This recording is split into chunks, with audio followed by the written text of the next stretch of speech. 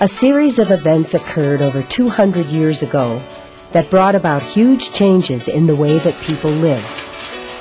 That was the time when fast, power-driven machines started to do work that up until that time had only been done by human hands.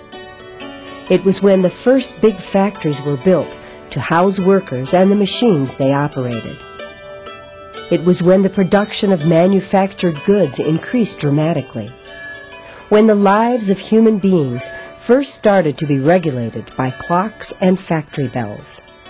It was also when rural populations declined as people headed to factories to find steady work, when cities rapidly grew, and when pollution of the environment began to occur on a massive scale.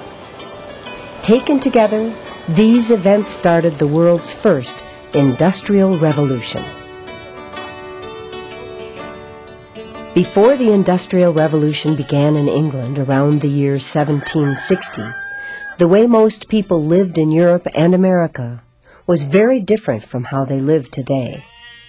9 out of 10 people lived in rural areas. There was a large, mostly poor lower class, a small, rich upper class, and not much of a middle class. Rural people raised most of their food on small farms, and they didn't have to leave home each day to work at their jobs. Back then, there were no electric lights, no movies, no telephones, no recorded music, and no cars. Ordinary people used their hands to make most of the things they needed. They had no reason to own a clock, since their lives were tuned to the rising and setting of the sun.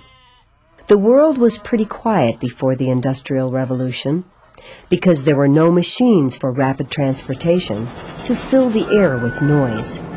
Without these devices, people didn't travel much.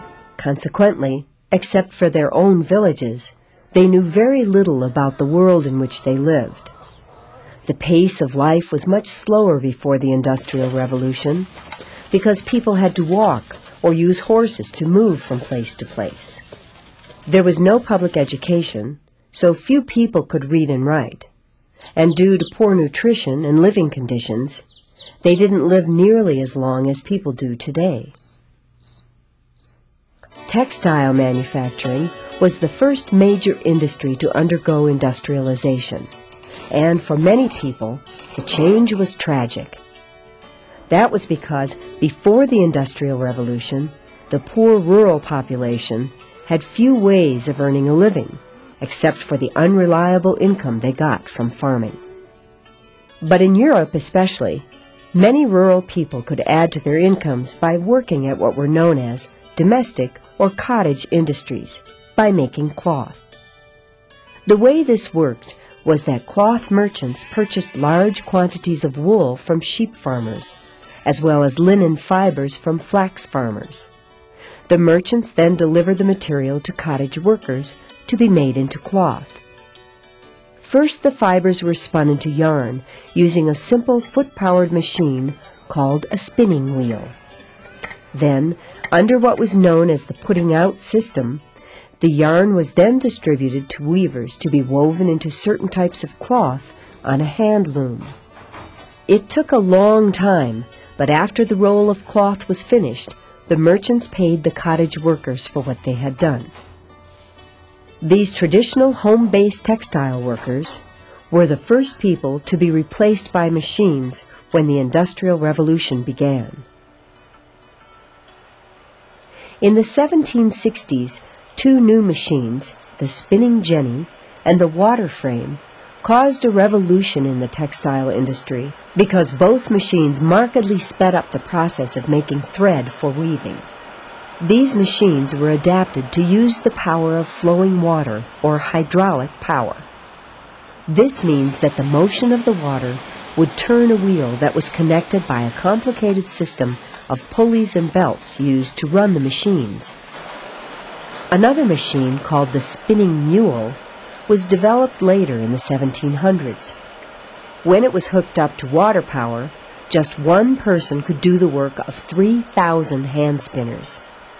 The new textile machines were extremely efficient at producing the fine thread needed to make high-quality cloth, and they caused the cottage spinning industry to collapse soon after they were introduced. A little later, mechanized power looms were developed that used water power instead of human muscle power to weave thread into cloth. One important invention adapted to power weaving from hand looms was a mechanized version of the flying shuttle seen here. This was a special device used to rapidly weave a cross thread through the webs of thread on the loom. On power looms, this process took place at an incredible speed when compared to doing it by hand. It is not surprising that the much more efficient power looms rapidly ended the cottage weaving industry. In England in 1811, unemployed home textile workers called the Luddites got so angry about losing their jobs that they rioted and tried to destroy the new textile machines. In the late 1700s and early 1800s, large buildings called factories began to appear along rivers in Europe and North America.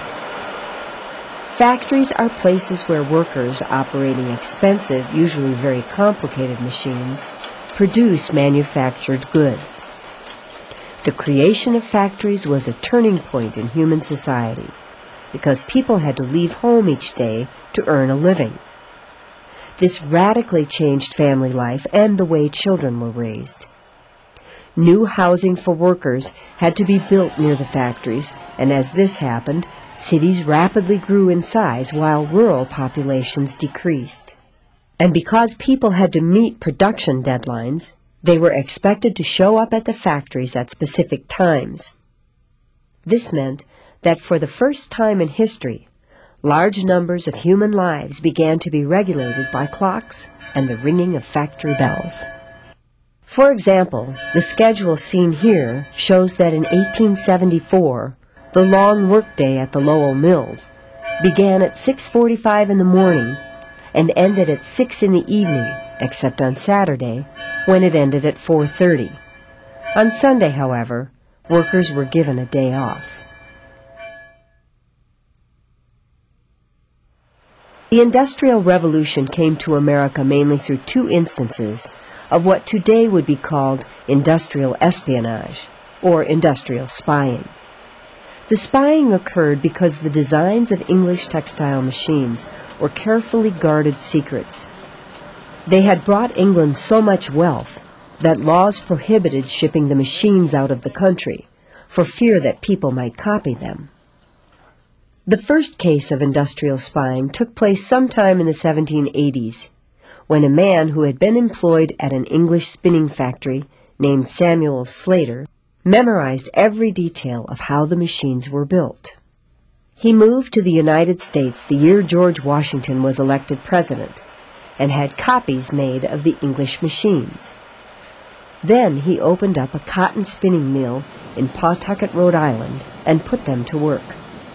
And by the beginning of the 19th century, 100 workers, mostly women and children aged 7 to 14, could be found laboring here at Slater's mill.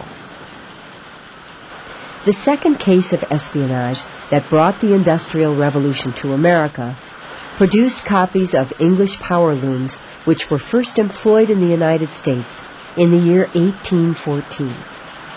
Like the design of the spinning machine, the design of the power loom had been secretly memorized from English machines. And once America had power looms, it rapidly became an important textile manufacturing nation.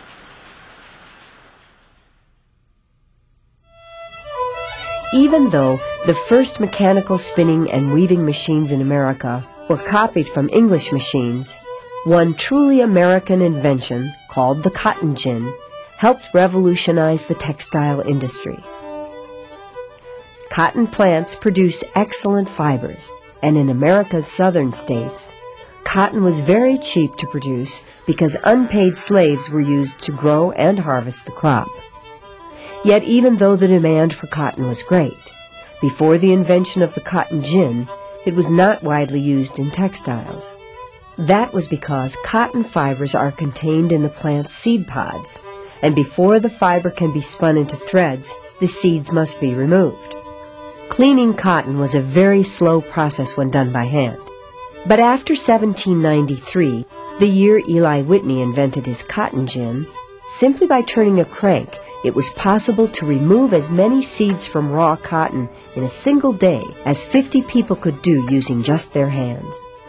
Because the cotton gin made the fibers more readily available, there was a great increase in cotton production. Consequently, there was an increase in the number of slaves working on plantations as well. After the invention of the cotton gin, the raising of cotton rapidly became the backbone of the economy in the southern United States. Besides inventing the cotton gin, Eli Whitney also came up with a new method of making things that helped revolutionize manufacturing. That was the idea of having interchangeable parts. Before the Industrial Revolution, each tool or machine was made by hand, one at a time. In fact, an important job of the blacksmith in pre-industrial times was to make replacement parts when a piece of equipment got broken, which was a very time-consuming process.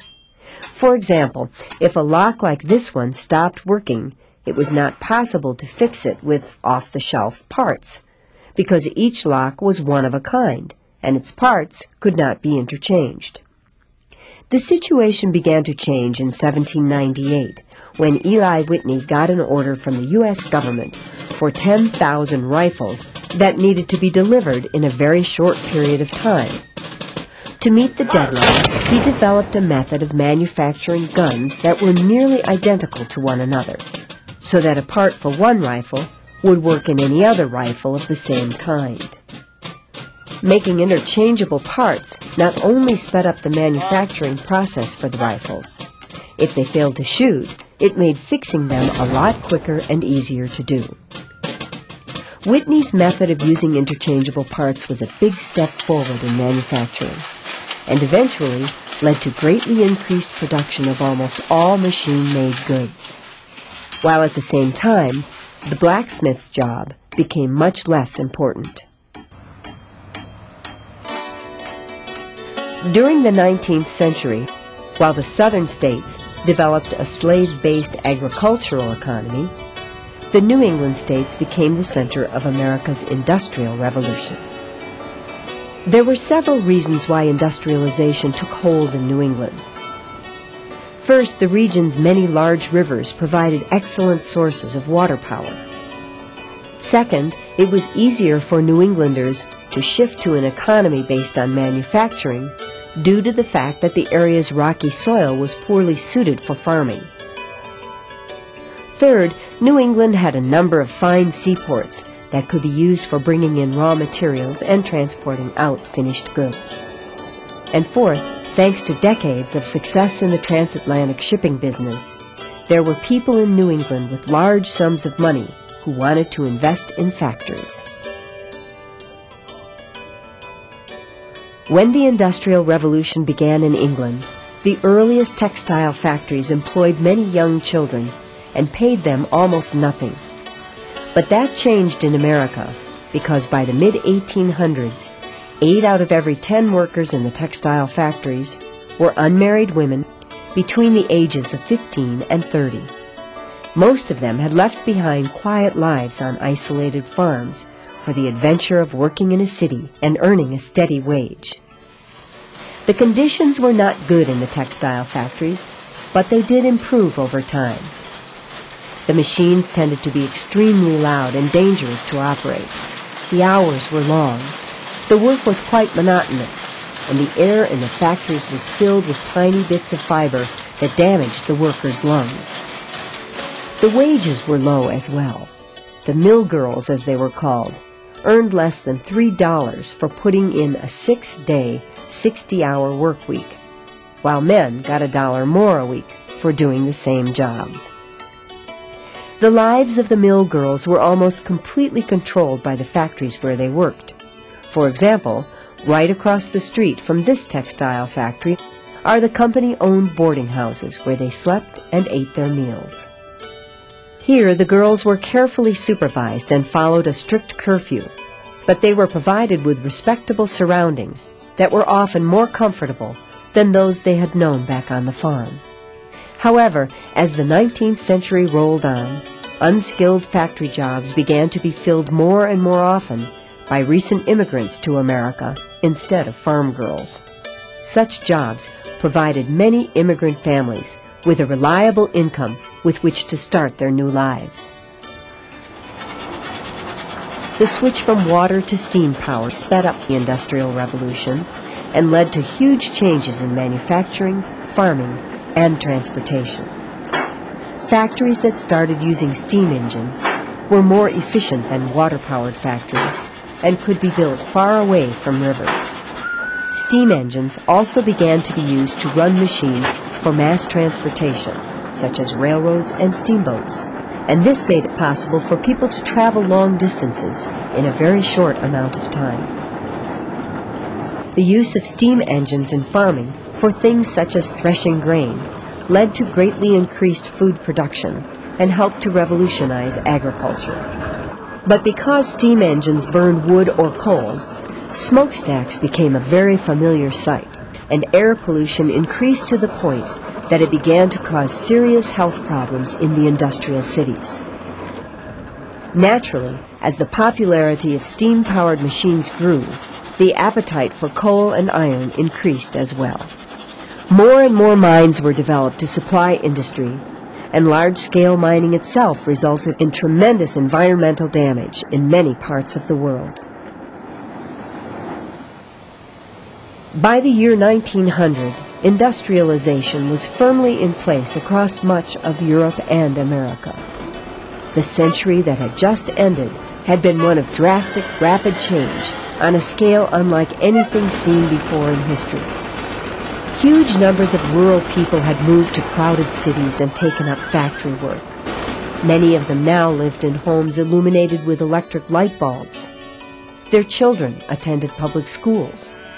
They could listen to recorded music in their homes instead of going to a concert hall. They could even watch motion pictures, talk on the telephone, and ride in an automobile. For the Industrial Revolution had ushered in the modern age, and with it came not only tremendous technological and environmental changes, but a brand new middle class of hard-working people as well.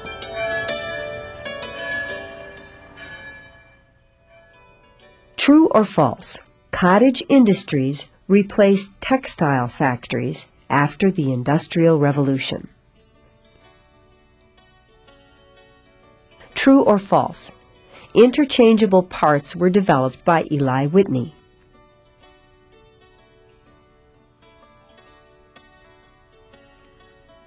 True or false, most of the new textile machines of the 18th century were invented in the USA.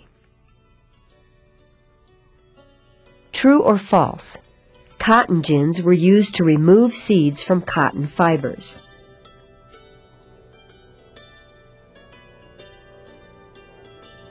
True or false, in the 19th century, steam engines were mainly used to remove pollutants from the air.